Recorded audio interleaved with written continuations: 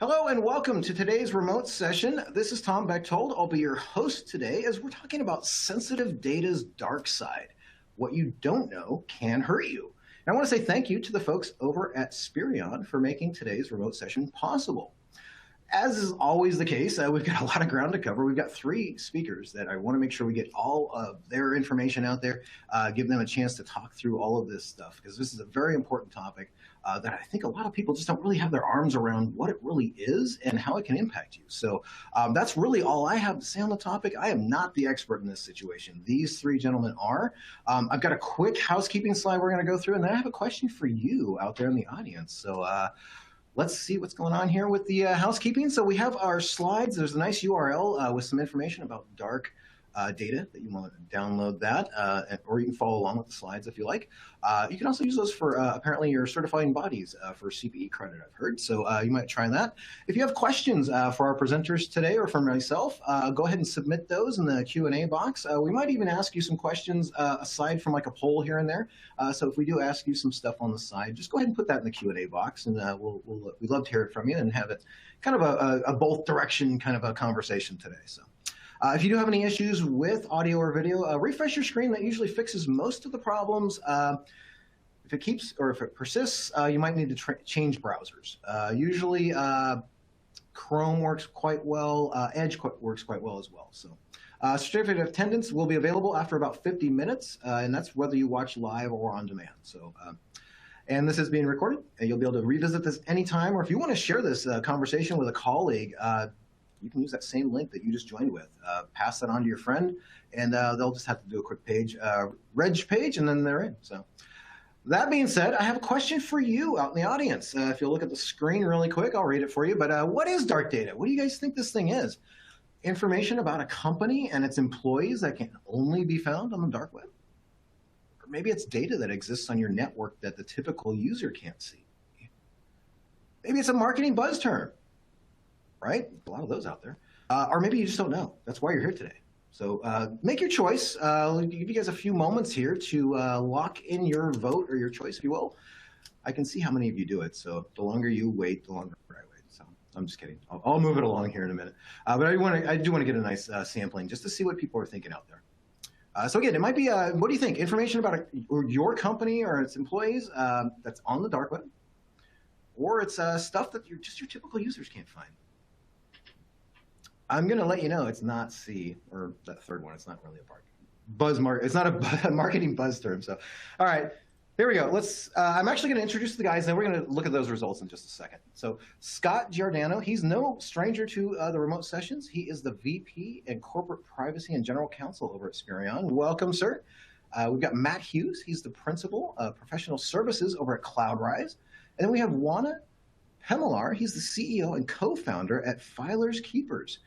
From across the ocean, actually. We brought them all from afar today. So let's see what our results are from that poll. So again, what did you think dark data was or is?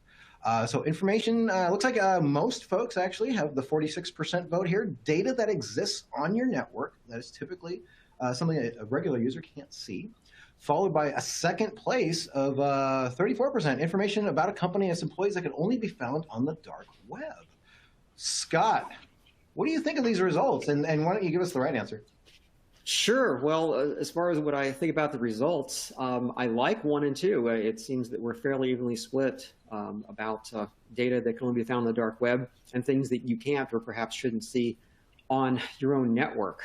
So yeah, good guesses. I get questions about the dark web with some regularity anyway, so I'm glad to see that there. Excellent. Let's get going. You guys have a lot of ground to cover, so let me get you to your beginning, and away you go, sir. Welcome. Wonderful, wonderful. Thanks for getting me here. So let's talk about dark data just from our perspective. What's the I guess textbook definition of dark data? So, and of course we always rely on Gartner for talking about these things. So from their perspective, it's this idea that you collect data for one purpose, but then generally fail to use it for other purposes, meaning You're not running reports against it or trying to monetize it in other ways or advancing your business relationships. You're just collecting it for one purpose. The challenge is that when you do this, it's easy to lose track of this. And so, for example, I started my if you will, my security and privacy career in e-discovery. And so we didn't call it dark data there. We just called it data that was a liability because there was this data that was collected for one thing. Clients lost track of it. There was litigation. My companies had to go find this data. And of course, invariably, it was something that was prejudicial to the client. So the net of it is that it's this idea of collecting data for one purpose, maybe losing track of it, maybe not losing track of it, but not really understanding exactly what you have vis-a-vis requirements from your business partners, regulatory perspective, what have you, and then it becomes a liability over time. That's essentially dark data for our purposes of our discussion today. So a couple, I don't know if you call it instances or war stories. Many of you know that my company's been involved in higher ed since its inception 15-ish years ago. So a lot of stories from customers about things they find using our software. In one case here, and I love this, in just 15 Excel and CSV files, finding 46 million results, including 4 million social security numbers in one document. These stories are not atypical. It's just amazing, and it's a manifestation of the 80-20 rule. That is to say that 20% of the data that you're collecting really represents 80% of your liability or your problems or things that you really care about. And this is just one example of that. Another example with another university client is this idea that they found 9 million social security numbers and 20 million credit card numbers on just one endpoint. And again, the fact, I mean, we'll talk later about whether you should even allow data to be stored on laptops to begin with and whether everything should simply be put on a server. But the net of it is that when those things don't take place, these kind of results, I think, are inevitable. So another example of this, again, real stories from our clients. Another state public agency, 110 million records on one drive. So, and you've heard all the stories, I imagine, of laptops being stolen or what have you, and then the agency has to report it. And there was, of course, the case with Veterans Administration data many years ago being stolen and having basically all the veterans' data on one laptop, et cetera. Great example of how these things happen. This is a report from Splunk, the state of dark data. Very, very good, by the way, of report. If you have an opportunity to download it, highly recommend it. A little more than half of enterprises' data is dark, and more than 1/3 of these enterprises report that 3/4 of their organization's data is dark. Again, that manifestation of the 80-20 rule. So some risks, and I'm going to talk a little bit more about this as we go on with our presentation today, but not surprisingly, you have just the compliance risk that you're going to collect things that you shouldn't have collected, or you collect things that you were okay to collect, but perhaps at some point that you've held the data too long, or otherwise you've done something with it that you shouldn't have done with it, and now you've perhaps combined it with other data, and now you've got a bigger problem. There is the risk that the more data that you have, the more data that the bad guys can steal, and unfortunately, bad guys are very adept at finding dark data, or any kind of data for that matter. This is their stock in trade. And in fact, and I think I've shared this with you all before, that in the majority of cases I've studied about bad guys breaking in and stealing data, in the plurality of the cases, there was data that was stolen, that was data that the victim didn't even know they had, or didn't know why they had it. So this is consistent through everything that I've studied. There's reputational risk. That is to say that it's tarnishing your brand. And I remember when really breaches became a thing in the 90s and 2000s, I remember Discount, or DSW, I believe it was called, their stock price tanked after they reported a breach. That's a fairly typical example of what happens for publicly traded companies, is the tarnishment of the brand and the image. There's just flat out financial risks because of lawsuits. You're having enforcement actions by the attorneys general. So that's a big issue. And then just missed opportunities, because you have this data, you don't know what you have. And there's this notion that, well, you want to collect more data to to supplement the things that you have, don't really know you have or haven't really leveraged. So it's doubly problematic in that respect. Talk about discovering and protecting dark data and whether you have to do it from a legal perspective. So the short answer is you do.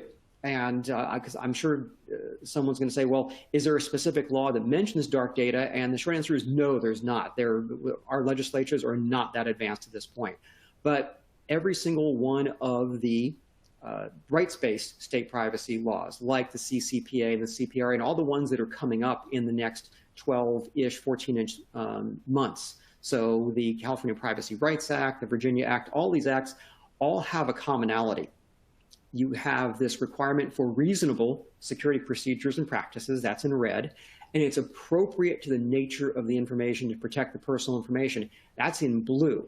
So whenever you see appropriate to the nature of the information that you have to protect, or some variation of that theme, what they're really saying is that you have to have done a risk assessment at some point to identify what kinds of problems you potentially have, including dark data.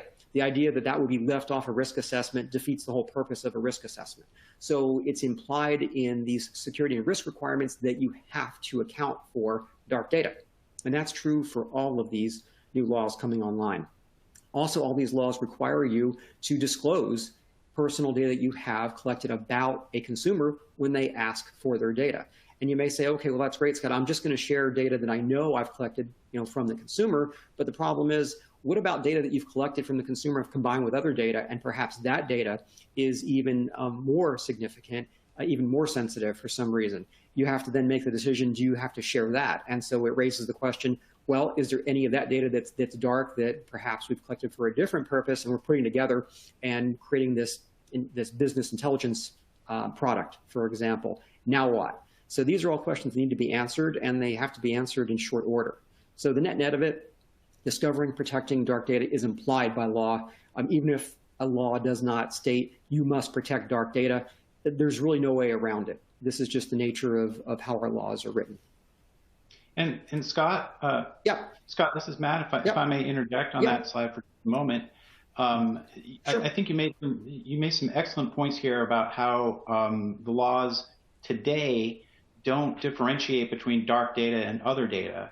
And so when we get to my section here in a moment or two, you'll see that a lot of the practices that we put in place, or the ways that we approach discovery and understanding of dark data, really follow the cues in these laws and regulations, in that we don't distinguish between them. When I look at finding different types of data, I'm looking for all data, and I'm looking to achieve what I like to call persistent situational awareness of my data, or persistent data awareness. And so, and that's just a matter of just following how the regulations are written today. But the happy side effect of looking to find and classify all data is that dark data is in that those groups as well. Well, what's interesting about that process, Matt, and really this is for the benefit of the audience, is that when I worked on projects in the run-up to GDPR, what was amazing is that for every 2 systems or applications that we found personal data on, we found a third one we didn't know about previously. So this is what's interesting, is when you start digging for this stuff, whether it's quote unquote known data or dark data, you start finding things that you didn't realize you still had. I mean, how many stories I can relate to the audience of clients saying, I didn't realize we still had that. I thought we had deleted that years ago. Or, oh yeah, I remember that project. The project manager left the company and it just languished and disappeared. This is a problem, is that there's really no process, unless you employ a process, to go look for this data and to go make sure that if it's there, that it's being either destroyed or it's being dealt with, whatever, based on your obligation. So yeah, the net of it is that the more you search for it, then the more you're going to find.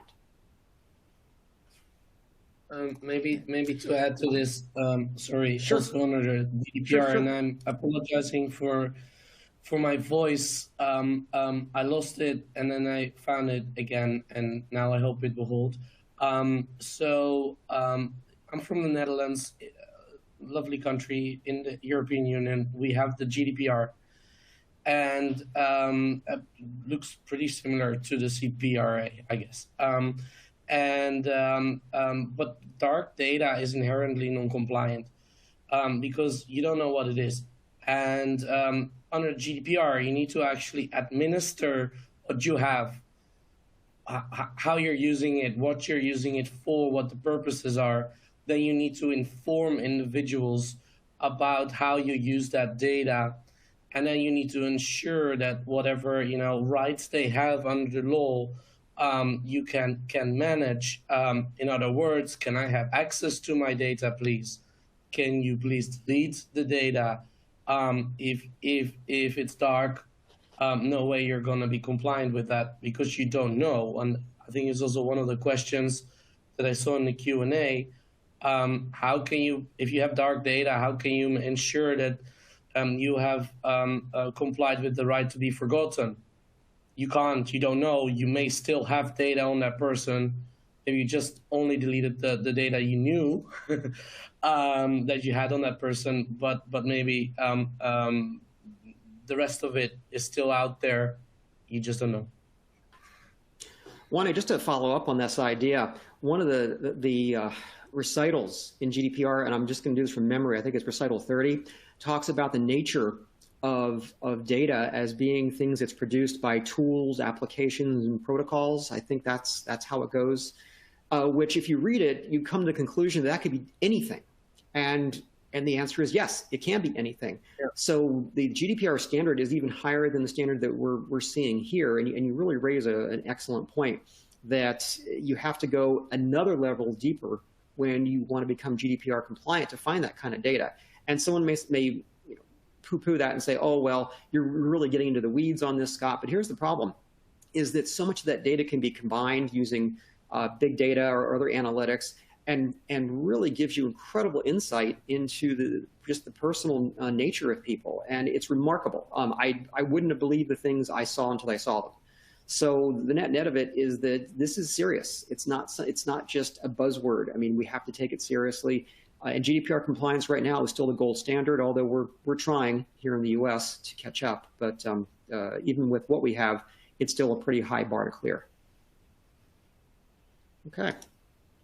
So closing out this idea, and again, I'm citing this Splunk report. It's a great report. Highly recommend that you do take a look at it. 3/4 of enterprises agree that finding this should be a top priority. I'm sorry, it's only 3/4. It should be 100%, but this is where we are.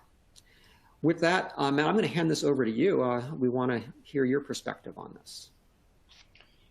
Yeah, thanks for all that, Scott. Great intro. And there were so many things that you mentioned in passing that I wanted to jump in on that are related, but a little bit off topic. The one thing that I do want to highlight is a little bit, you mentioned a couple of times at the top of your comments about data as a liability. And I've done quite a bit of work and worked with a lot of clients in trying to understand that concept of, I think data as an asset is fairly well understood and embraced by a lot of organizations. But I think that some of them ignore the liability side of it as well. And the fact that data during its life cycle in an organization can be both an asset and a liability depending on where it is in that life cycle. A lot of great papers and studies about that relationship of data in Gartner as well, same as where I think your definition came from. So I think that that's something worthy of keeping in mind as we go a little bit deeper into the conversation here and talk about what to do about dark data. And so I run into a lot of organizations that think about, they know they have this problem, they know they have dark data, they know they have data they don't know about, and they don't know where to start, and they don't know what to do about it. And one way to look at it, and the way that I like to break it down, is looking at it across a data lifecycle. And I've got a different perspective on this. And everybody on the call or in the webcast here has seen 100 different versions of a data lifecycle. They've probably tailored it and made it fit their own organization or look the way that the actual data flow looks in their organization, and that's fine. All of those are probably correct. But regardless of how you look at it, you have some questions about, what do I do about data as it lives in my ecosystem? How do I make sure that it's secure? Also, when I interjected in some of Scott's comments, I introduced the concept of persistent data awareness, which is, in my opinion, maintaining that real-time visibility of your data. A lot of times I advise organizations, if you wait until you're audited or you wait until someone asks you, can you find my data, you're probably already behind. So you want to achieve that ideal state of being able to put your finger on specific types of data or specific data elements at any given moment, and that takes time and investment. Scott talked quite a bit about compliance. I won't repeat that, but certainly those are things that every organization is thinking about.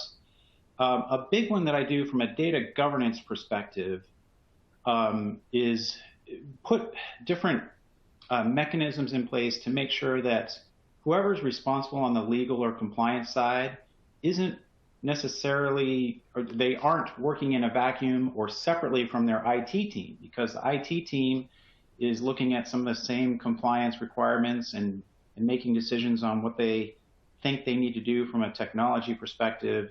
And what I see quite a few times is redundant technology or technology that isn't fully leveraged and not necessarily in sync with strategic objectives of the organization. The next one I really like to key in on, how do we protect our brand? Again, Scott talked about some of those reputational risks earlier, but how do you protect your brand and ensure a good customer experience? So what's the balance, right? How do you make data available for people to leverage your service or your product and make it readily available and quickly available without exposing it or creating risk there? That's a little bit of an issue. And then the innovation piece is sort of what I was getting at a little bit earlier. Obviously, your business model depends. Some companies are just maybe collecting data as a means to make sales. Other companies are generating intellectual property.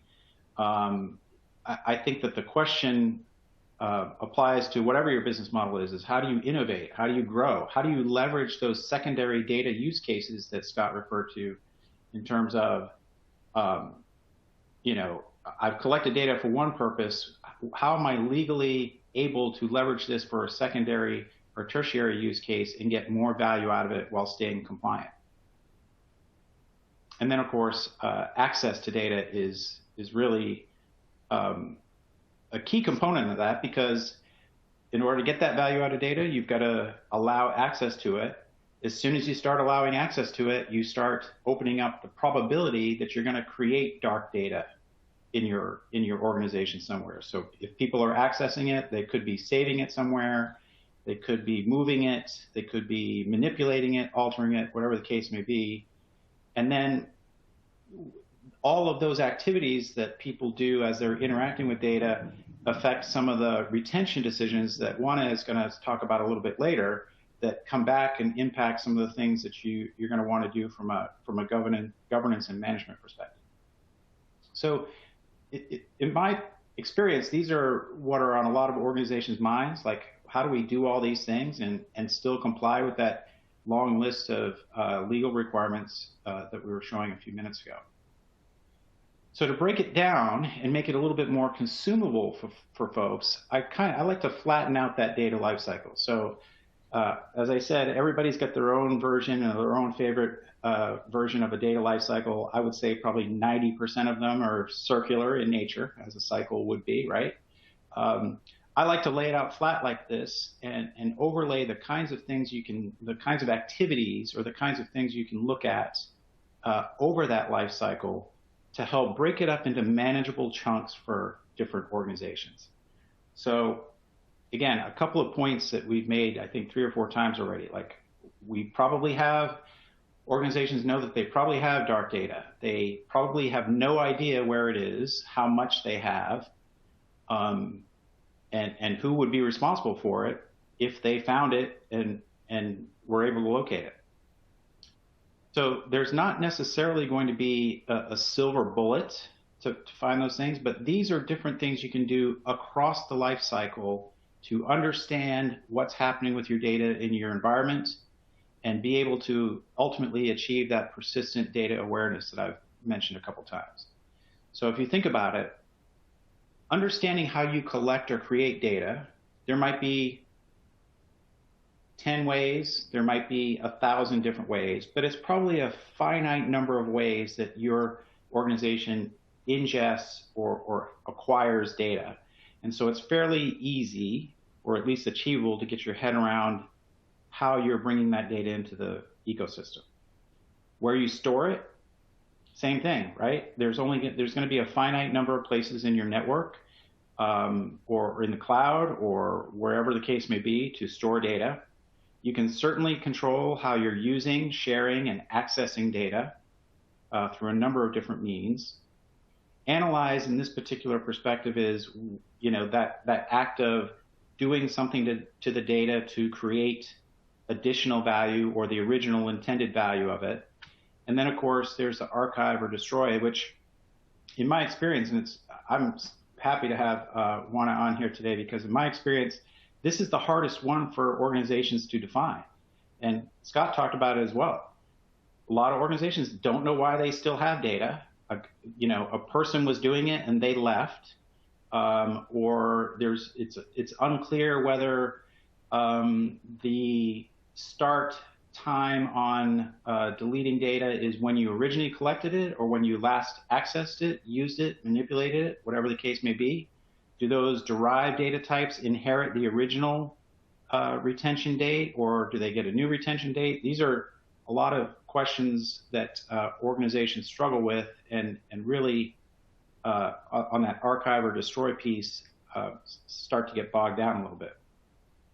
And just because Scott told a war story or two, I had one client that had data going back, this is only about a year and a half ago, that had data going back to 1992 on the very large disk packs, multi-layer disk packs that some of you may remember.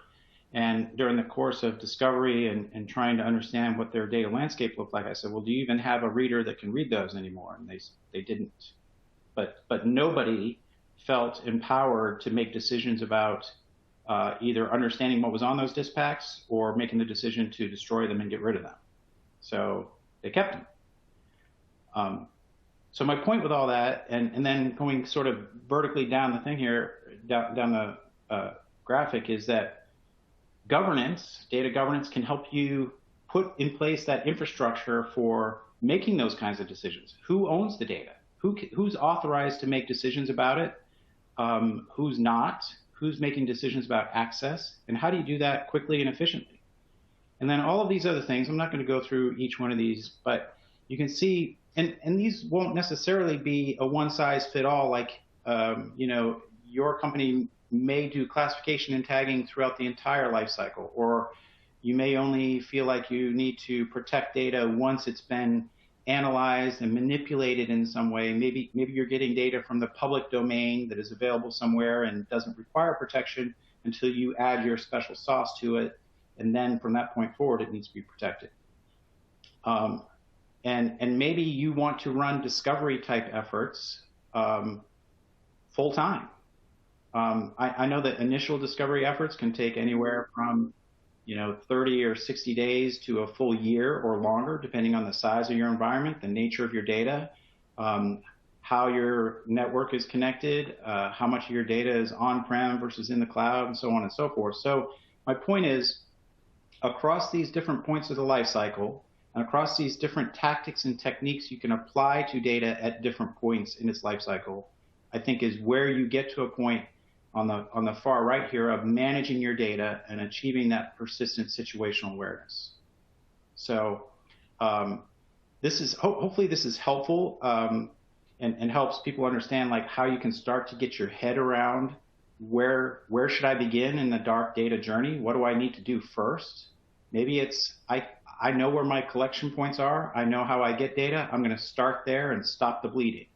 And then I'll think about how to go behind and do some discovery in my archives and figure out what I have there.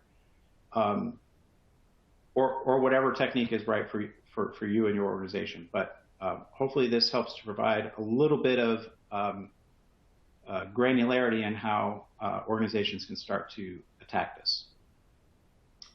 And then, Matt, sorry to interrupt you, Matt. I like the point you brought up about the triggers. You know, the from. You know, when does that retention period starts counting? Like, you mentioned like creation, last usage. Those are wonderful triggers. They're IT triggers. Governments think of things that cannot be measured in IT systems that pose the real problem, like from the date that the damages arose. You can't measure that in an IT system. You need so much more context and maybe even a judge to just determine when that exact period started. So you have to do a lot of translations where, you know, legal records management managers, data governance specialists, privacy, IT all need to sit together to determine what is possible. And again, who can decide and then make a decision. But it's always going to be risk-based. Yeah. Yeah, Matt, if I can just comment real quick here, as your example about having data back from 1992, which was really impressive because I was still in law school at that point, reminds me of one of my e-discovery projects I worked on where a client had 1 million backup tapes. And they were terrified of destroying them because they didn't know what they had on there. And they were afraid that any potential litigation on the horizon may implicate them. So they were locked in this state where they could not delete anything. And no one wanted to take the responsibility for a project to go and find out what's on them because they didn't want to know what was on them until someone forced them to find out what was on them. So net of it is that these become self-defeating problems when you lose sight of why you collect the data in the first place. Yeah, I mean, 100%. And I see it over and over again. And I think it's interesting too. You know, I was seeing some of the numbers and statistics that we were showing earlier in the presentation. I think there's absolutely a wave of organizations who did what they need to do on the front end of data collection from a GDPR perspective in the EU or, you know, whatever state level, and there are some federal regulations as well in the US or other places, right? Canada, Brazil, and even China has implemented different data protection laws over the last few years. But the point is, I think that I've been seeing a lot of organizations who have reacted in a way to stop the bleeding, like I mentioned a minute ago, put those measures in place at the front end when they are collecting data and initially taking it in and storing it. And now I'm starting to see a wave of, okay, now we've got to go back to those massive disk packs or those tapes, and you know, eventually, you know, to your point, Scott, I may be held liable for something that's on here, or I may be liable for just even not knowing in some interpretations of the law, right? And I think Juana mentioned that a few minutes ago, like you're supposed to know. I don't know isn't the right answer. So I think we're evolving into a point where companies are starting to understand that they've got to deal with these things. But again, I look at the first 4 of these and they're fairly easy from my perspective. I have always struggled with when can we delete something? I see a few comments in here, and from Constance, no, they never deleted those disk packs, by the way, to answer your question. They're still there today. But I think Juana is going to talk to us a little bit more about some ways to go about that. So I will turn it over to him to take it from here. All right. Well, thank you, Matt.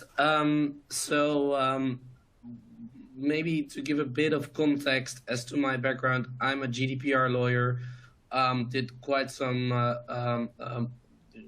work on global data protection, did a lot of litigations for Facebook around the EU, helped multinationals like GSK, Accenture, and Philips to set up global privacy frameworks. Now I have a company that is solely dedicated to the research into data retention obligations. So we read all the laws of the world. We take from there rules that tell you how long you should or could store your data. It relates to personal data or PII, but it also relates to any kind of other data or record that you can have in your systems. And when it comes to data retention, so like the question, how long do you keep your data? Companies have a few problems, maybe 3 or 4. The first one is not knowing the law. What does the law say about, how long I need to store something? But when they do know the law, they suddenly get overwhelmed. In the US, you have over 100,000 retention obligations under federal and state law. That's just the US. And then you have so much more outside of the US. And what do you do then? How do you make choices there? When you've finally made your choices, you made your data retention schedule. How do you implement that? Do you even know what systems you have?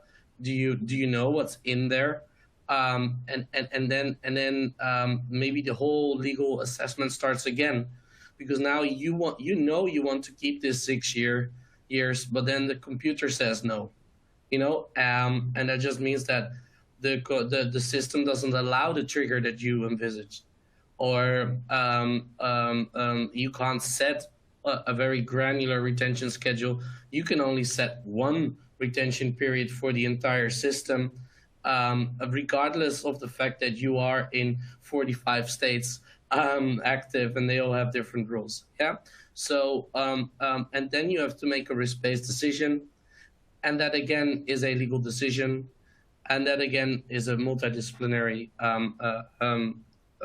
challenge, basically. So just very briefly, to keep or delete, right? Obviously, you want to keep your data because it represents tremendous value. But please remember, the value in data comes from using it, not just having it. Yeah.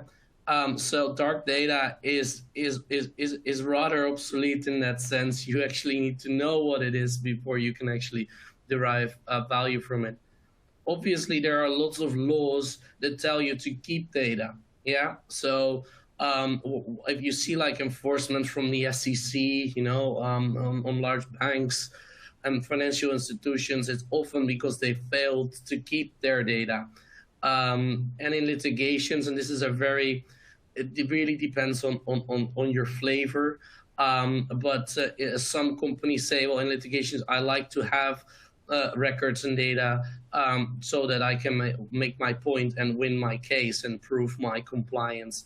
And other companies say, no, please. And that's on the kind of like forget side. I'm afraid of that e-discovery. Let's just chuck it as soon as we can, because maybe there is a smoking gun in there. But what we do see is that there is a large uptake in laws that tell you to destroy data. It's now coming your way. This is very common under GDPR, under privacy law. Matt already mentioned China, Brazil, but it all says no longer than necessary, which is a hopelessly vague notion, of course, but that's something that you have to color in by using all those laws that I was mentioning.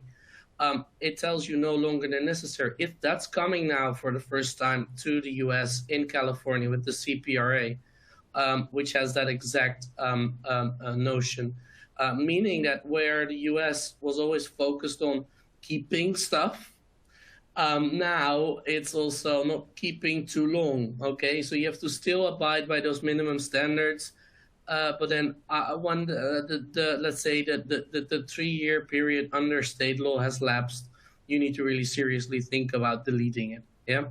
Of course, the more data that you have, the bigger the breach would be if you get hacked, and sometimes large amounts of data are just perceived unmanageable, although it doesn't need to be, right? And I think that's also the other speakers represent businesses that actually help you to get in control of that. These are important kind of considerations. Now, it sounds very easy, right? So you just say, okay, well, I'm going to comply with all the laws in the world. Well, what happens if for payroll records, the law in France says keep it only for 10 years and then it should be deleted? Whereas in Romania, they say keep it for at least 50 years. That's conflicting. You will never be able to consolidate those two. So you'll be forced to make decisions here.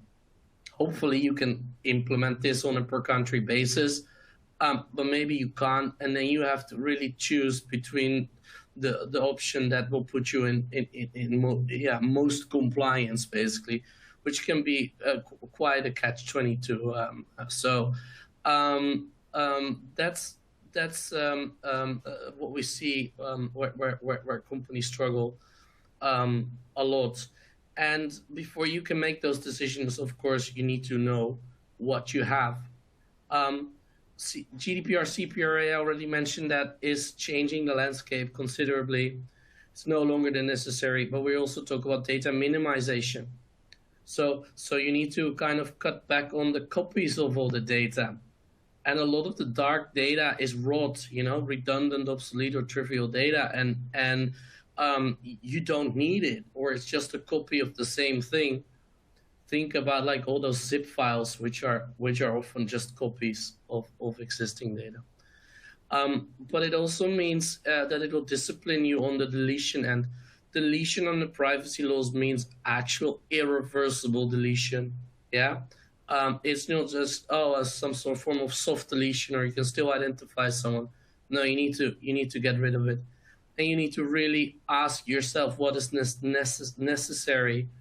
And this is not just a word, okay? It actually means that whatever you hold is proportional and cannot be, and the purposes you want to achieve cannot be achieved in any other way, yeah?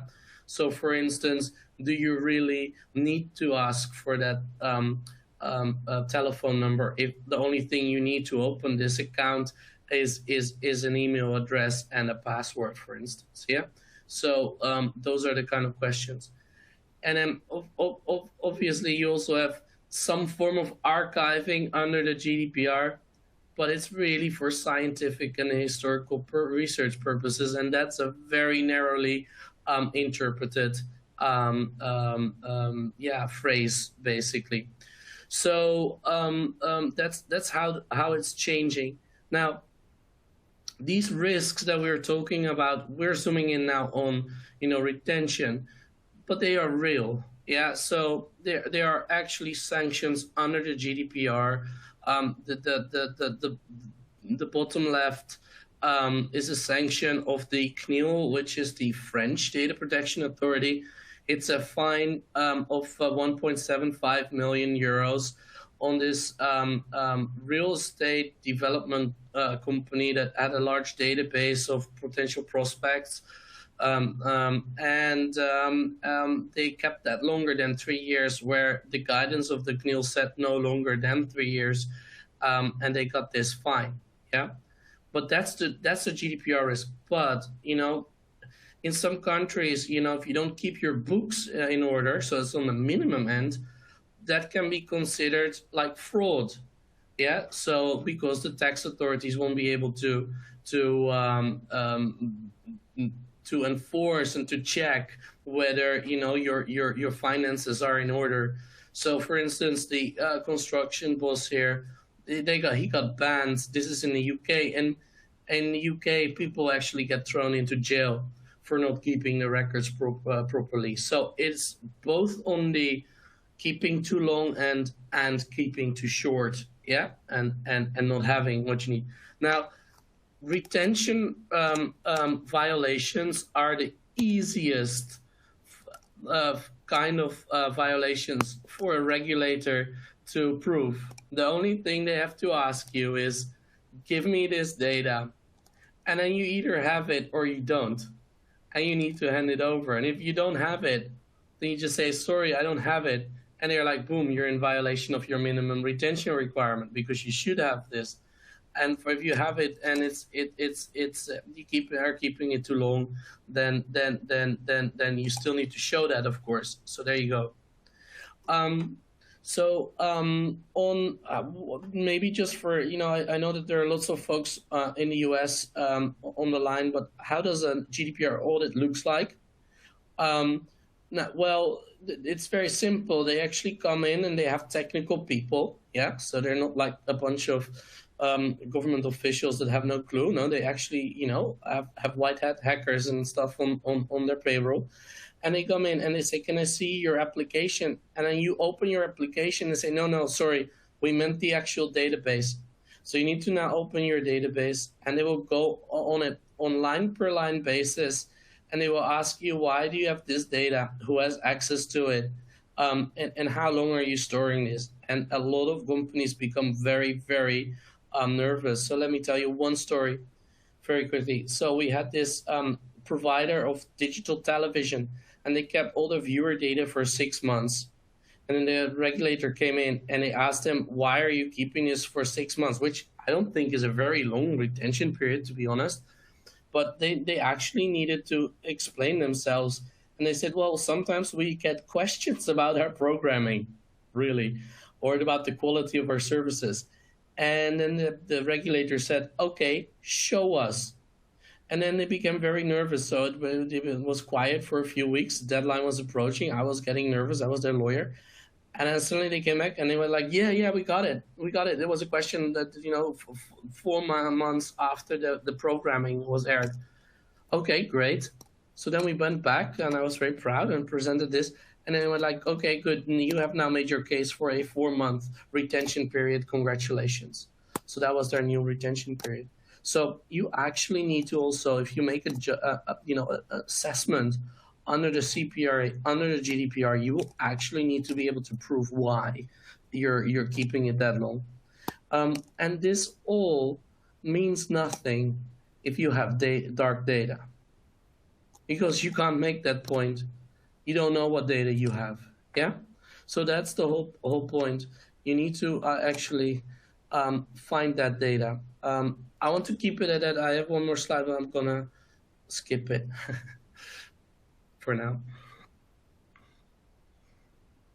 Thank you, guys. I really appreciate the level set here on dark data. We're going to turn things over now to our kind of a panel. We're going to do all of the questions that we have coming in. So Juana, since I still see you on the camera, we've got one of the questions that is definitely right up your alley with like GDPR and that kind of stuff. But Frank wanted to know, can governments ever change the data retention laws to be enforced retroactively? That seems almost impossible, right? I mean, if you deleted the stuff, how can you retroactively bring it back? Yeah.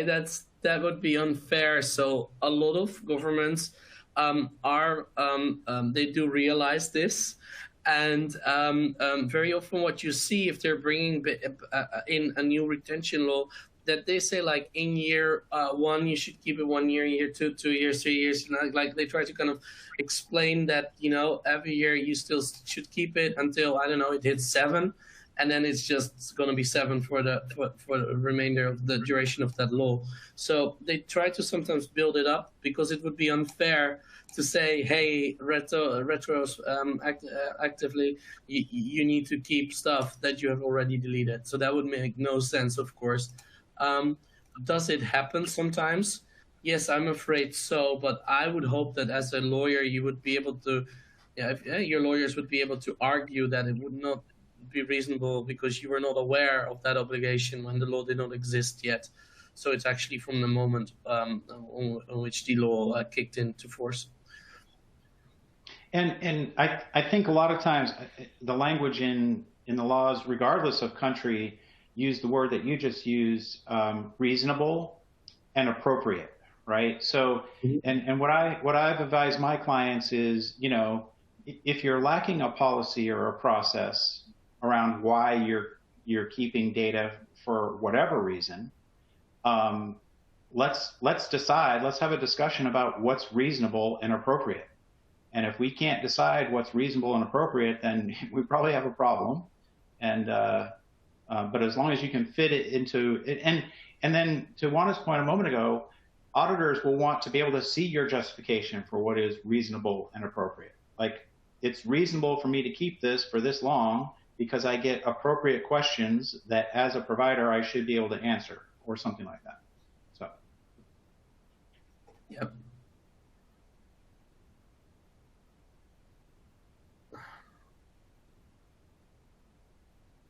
Oh, Okay. Tom, are you going to help us out here? Yeah, I forgot. You guys can't read lips. Diana had a great question. Sorry. When resolving conflicting requirements, excuse me, is the decision business priority based, or do you have to choose the greatest common denominator? What do you guys think? Start with Juana. Well, yeah. So what we do is we often build golden standards, and we look at a variety of factors here. Yeah. Which countries are you based? Which states? Where do you have the largest presence? Where do you have your employees? It makes no sense to go for the very stringent law in Norway if you only have 2 people there, whereas in your home state of Texas you have 5,000 people working. Yeah, so then you would obviously give more weight to the labor laws in Texas. So that's where you have to kind of make those are business factors that you would take into account. But you would also want to look for the retention period that would put you in compliance with most of the laws. Yeah, so that would be the thing. And we always say, like, keep a good eye on, what your residual risk is here. Because there are always things you can do. China has very, very long retention periods. They want you to keep everything between 30 years and permanent, mostly. But you also have a data localization rule there that would make that you would have to kind of run your separate service there anyhow. So there's not a big risk there. The only thing you now need to do is not hit delete in China. So. All right, excellent. Let's Matt. Question for you, if you wouldn't mind. Let me go back here. Give us 2 challenges that you see in unlocking dark data, and then we're going to move to a new topic. So 2 challenges of unlocking dark data. So I think first of all is internal to your organization, right? So and what I mean by that is I think a lot of organizations understand that this is a risk. I think that they know that they're obligated to understand it.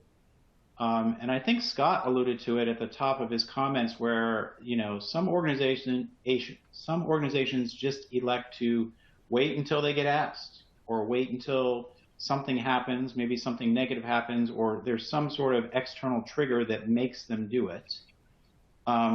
So that to me organizationally is the biggest challenge, and I think that some of that is just a lot of organizations trying to wrap their head around the scope of it. Like, where do I start? How do I get my head around? The company's existed for 40 years. We probably have 40-year-old data somewhere. So I think part of it is organizational and getting that. I hate to use the term buy-in, but getting the strategic and top-down support to take on a project like this, because it's not trivial. The second challenge that I would call out, I guess, well, first of all, I want to group in governance with that organizational piece. So getting that buy-in, but also having a governance structure to actually execute against a plan, a long-term plan to get your head around. The second challenge would be, and I see this go about 50-50, is the literal answer to the question of where to start. So again, a lot of times the trigger will be, I want you to tell me that my data from 5 years ago has been deleted, which will drive an organization to look towards the archive piece of it first. If there's not a trigger like that, I tend to recommend that organizations start with stopping the bleeding, so where data comes in on the ingest piece, because my thought process there is we are always going to have more data tomorrow than we do today, so let's just stop accruing the problem and making it bigger. but you don't always get that choice. But that's a tough one for companies to crack too. Like, you know, they want to maybe start in the right place, but external triggers force them to go in a different way.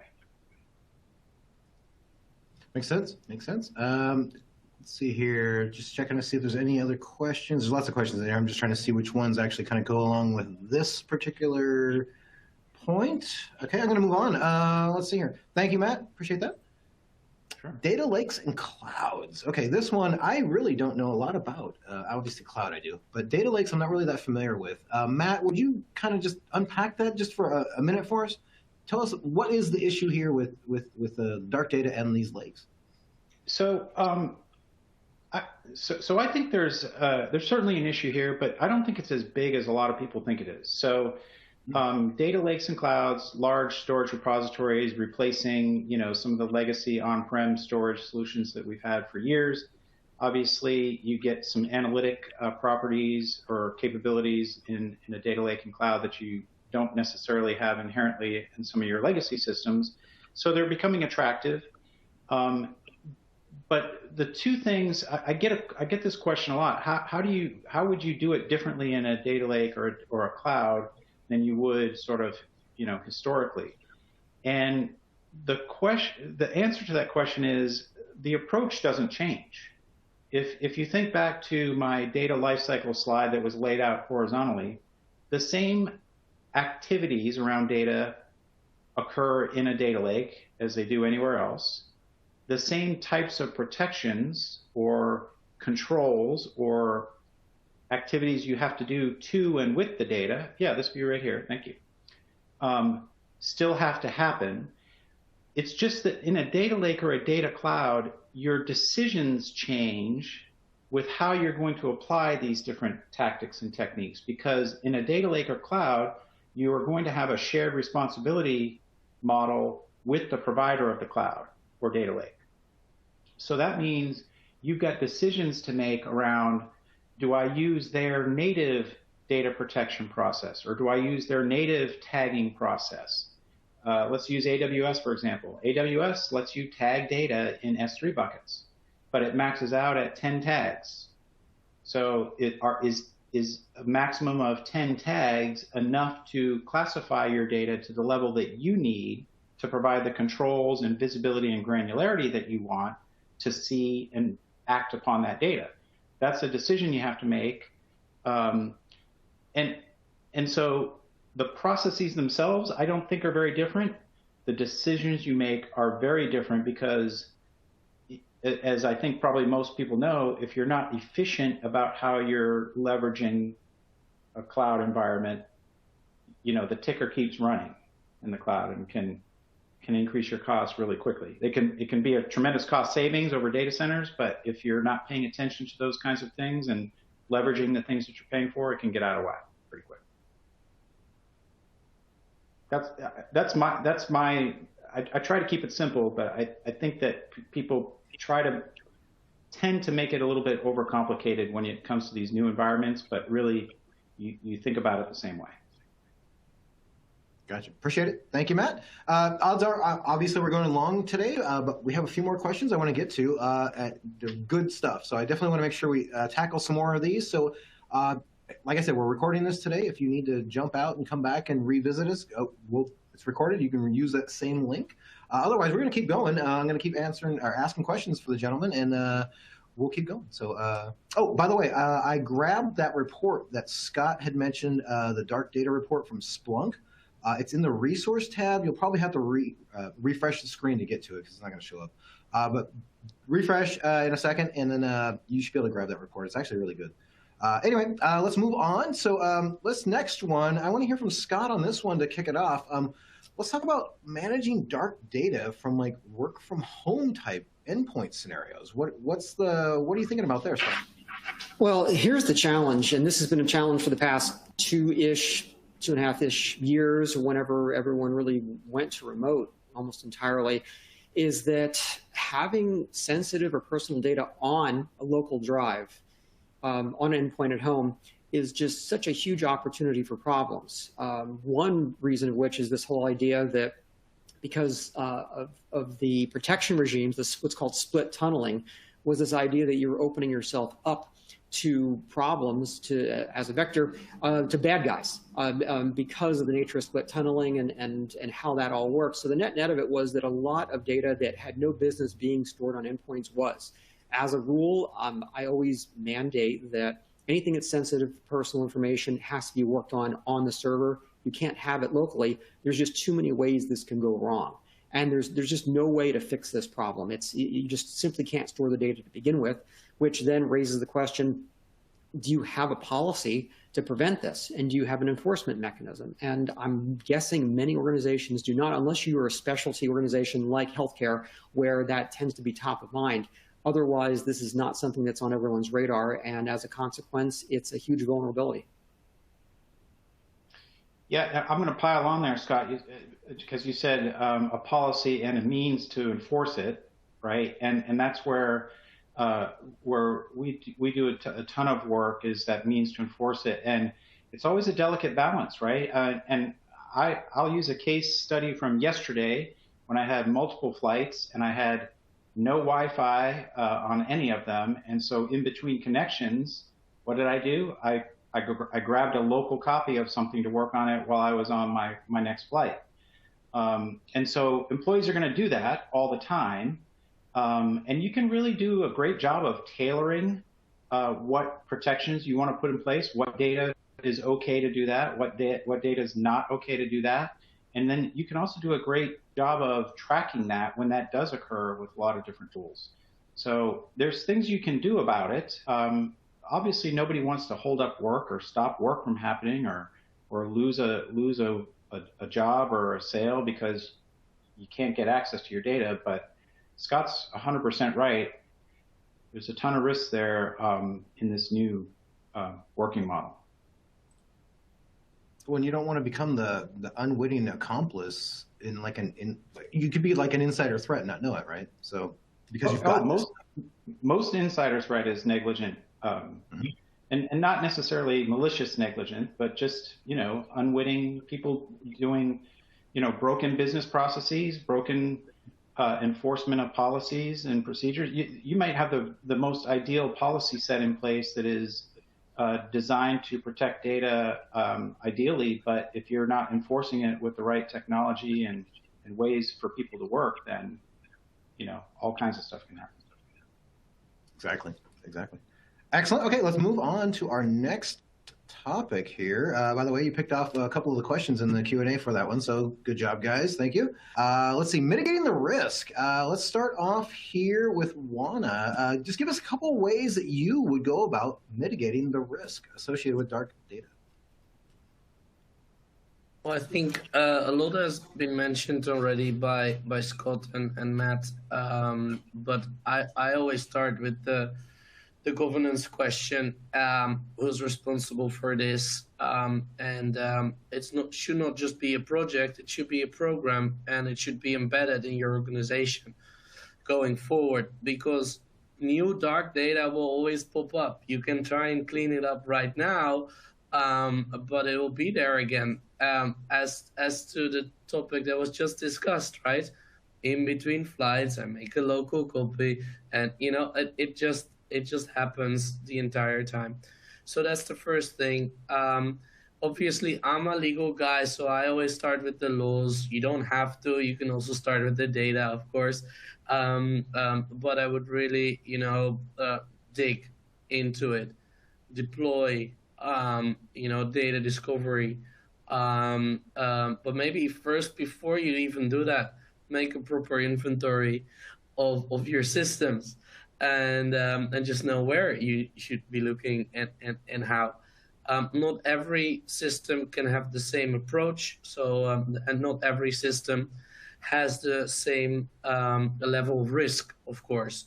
It's also good to really think about, what do I want to do first? Set priorities, make a roadmap. You're not going to be able to tackle everything in one go. Maybe you can plug in all your assets into a tool in one go, but it requires quite some work. to be able to set up the classifiers and everything, and to really understand what are your crown jewels, etc. So that's one thing. And then obviously you can find it, you can classify it, you can find the laws, but then you need to delete them. And you can build a golden Maserati of a tool and a solution, but the business needs to be comfortable when you hit the delete button. If the business is not comfortable with the decision, nothing will get resolved, nothing will get remediated in any way. So that's one point. And then, yeah, you can also think about what does the end of the life cycle really mean for you, yeah? So you can hit delete, which should be reversible. You can also anonymize. You can also synthesize certain data.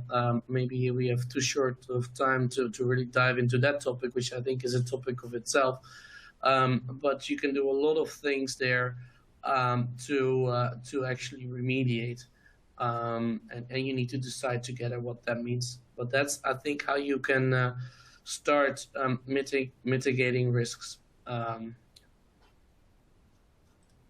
Thank you, sir. Appreciate that. I'm going to switch gears kind of completely here, but let's talk about everybody's favorite get-out-of-jail-free card, cyber insurance. I've got cyber insurance, so dark data doesn't matter, right? I'm going to get whatever. Somebody burns me, I've got insurance, I'll get reimbursed, right? Scott, am I making that up or what? Unfortunately, that is an attitude I've run into on way too many occasions, and the problem is that cyber insurance should be approached with extreme skepticism. And I say that having spent a lot of time dealing with this issue as a general counsel, is that rates are going way up, coverage is going way down, and carriers really are not very happy about having to cover for cyber insurance. So as a practical matter, I'd be very skeptical about thinking that cyber insurance is going to do anything other than perhaps mitigate some damage. Also, if you wind up getting in trouble with authorities, insurance is not going to help you. Insurance is likely not going to pay your fines. And more importantly, if you get an order to fix things, to remediate, it's definitely not going to pay that. And that can be far more expensive than the cost of the fine itself. So just to reiterate, really take a very jaundiced view of cyber insurance. Unfortunately, it's just not going to be terribly helpful. Okay. All right. Scott, can I ask a follow-up question on that from my own volition? Like, it's like in your experience, is there any common methodology or approach to the valuation of data or cyber before that before those premiums are set, or is that all done under the covers? Well, I mean, if you're talking about underwriting, carriers are asking for your SOC 2 and your ISO 27001 cert and all that fun stuff. So they're baking that into their overall calculations. But we're just not at the level of sophistication where they're able to take a holistic look at your organization and say, okay, you've got your ducks in a row. Because the problem is you really don't know how skilled you are at defeating bad guys or at stopping negligence until it's tested. So it's very much theoretical. So they work with what they've got, but they just don't have the kind of information that they really need to do that kind of very precise underwriting. Yeah, thank you. Okay. Anything to add, Juana, from across the pond, as they say, right? Well, it's funny, but these kind of principles are rather universal, to be honest. And the only thing I can say is that insurance companies are still waking up to the wonderful world of cyber risk. So they think they know, but there are always developments that kind of surprise them. And of course, the topic of dark data is a huge risk, and I wouldn't be surprised if at one point they're gonna put it in their policies, like, you know, in order for us to be able to insure you, you will need to be in control of all the data that you have, and you know, there should at least be like a bit of a starting point, so to say, of control before we want to ensure this. I think the cyber risk is often against hacking and stuff. It's not. It's very difficult to ensure privacy infringements that arise from poor management of your own data, basically. So I think that yeah, you should not see this as a kind of get out of jail card that's without its limits. Yeah. You know, I was just thinking about it. I said that was the last question, but I'm going to throw this one out there for anybody. Chief Data Officer. I keep seeing this title popping up on like LinkedIn and different places. Is that who should be deleting the stuff or making that decision? I'm not familiar with that title, so I'm just kind of curious. Is that maybe who should be doing it?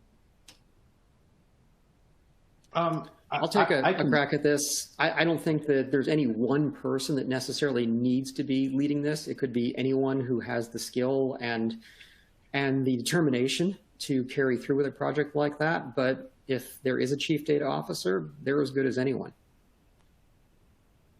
Okay. Yeah, I totally agree with that. I mean, whether or not you have a chief data officer is going to depend entirely on what your business model is, the size of your organization, the type of data you're managing, dealing with, ingesting on a daily basis.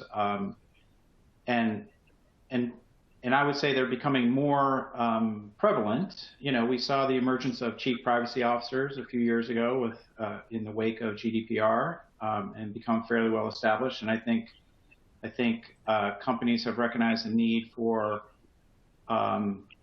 maybe similar but slightly different tactics and techniques for non-PI data. But, you know, sometimes not. Again, I think it depends on different companies' vision and mission for what they're doing with data.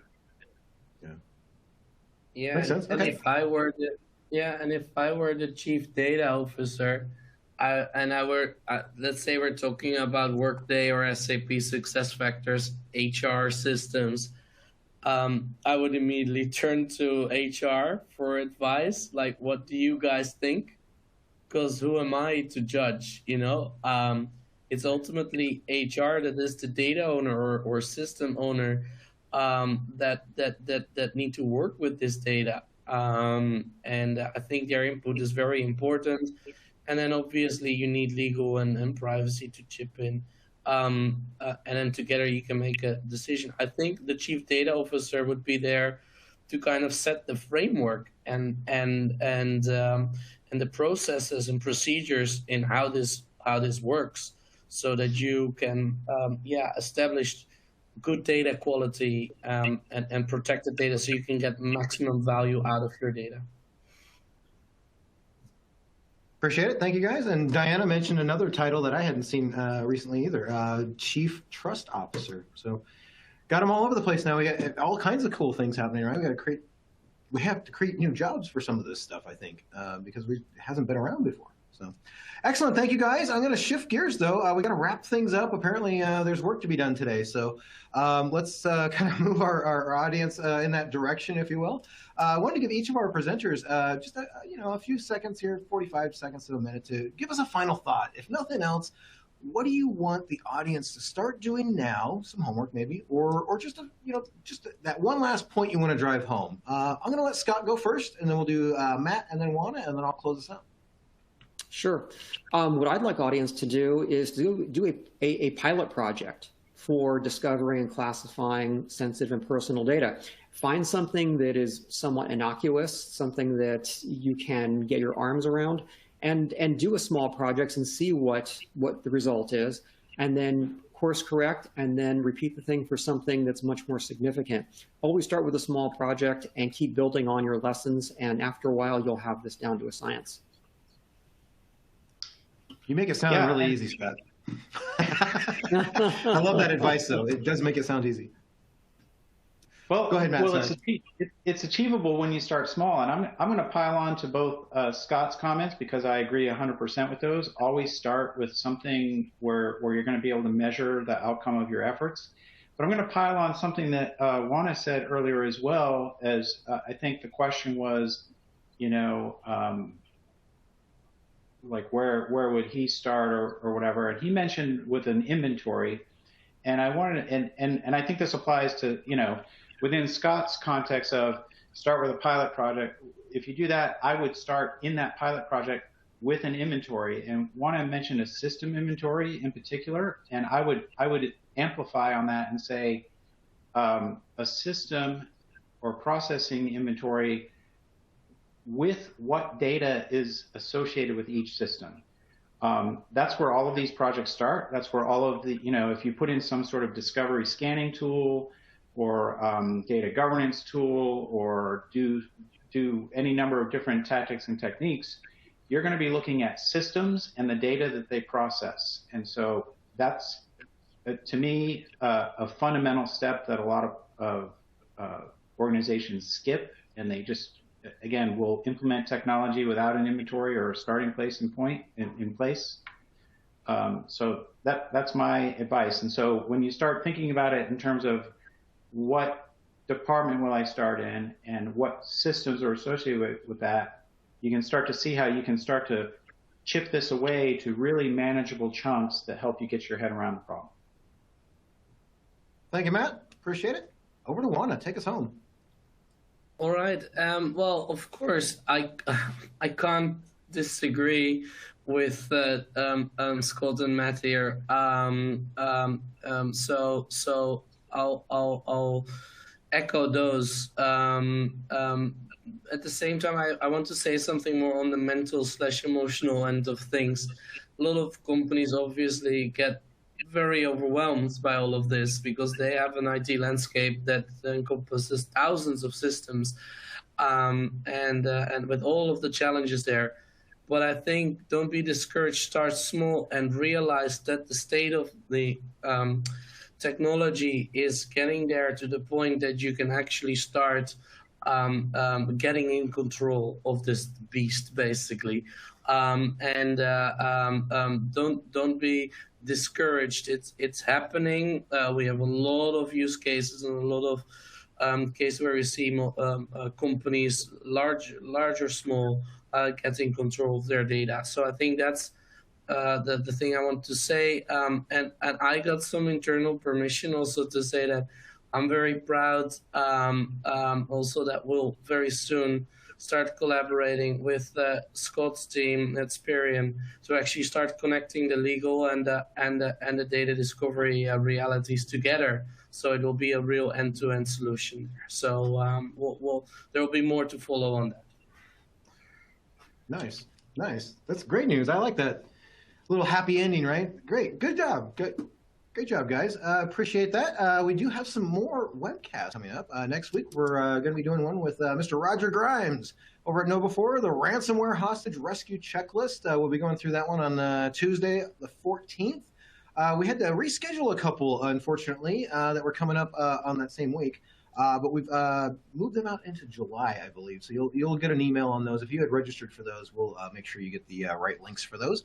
But we also have a ROS attackers. I'm assuming that's ransomware as a service attackers.